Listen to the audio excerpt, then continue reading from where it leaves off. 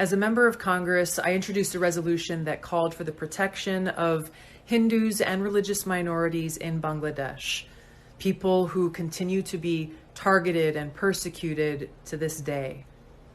Now, the height of this persecution actually began 50 years ago when the Pakistani army systematically murdered, raped, and drove from their homes millions of Bengali Hindus because of their religion and ethnicity. On March 25th, 1971, was the beginning of a systematic targeting of Hindus in Bangladesh by the Pakistani military.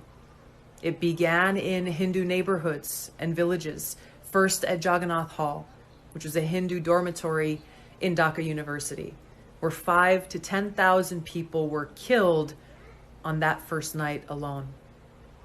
This genocidal campaign continued for 10 months, resulting in 2 to 3 million people killed, hundreds of thousands of women and girls raped, and more than 10 million forced to flee their homes. U.S. Senator Ted Kennedy went to visit the Bangladeshi refugees at that time and said, quote, "Nothing is more clear or more easily documented than the systematic campaign of terror and its genocidal consequences launched by the Pakistan Army on the night of March 25th.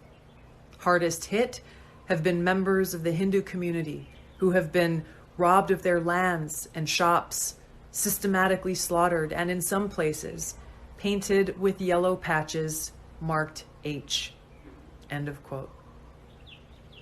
Now, the Islamist, not to be confused with Islam, the Islamist persecution of Hindus and other religious minorities in Bangladesh didn't end with Bangladesh's independence. That campaign continues to this day with horrific targeted attacks, murders, homes being burned down, and families who continue to be forced to flee. In the early 1900s, Hindus made up roughly 33% of the Bangladesh population. Because of this persistent Islamist campaign targeting Hindus, just 8% of Bangladesh's population are Hindus today. Just a few days ago, in Bangladesh, hundreds of hardline Islamist extremists attacked Hindu temples, destroyed a train, set fire to government buildings, the press club, and public buses, leaving dead and injured behind.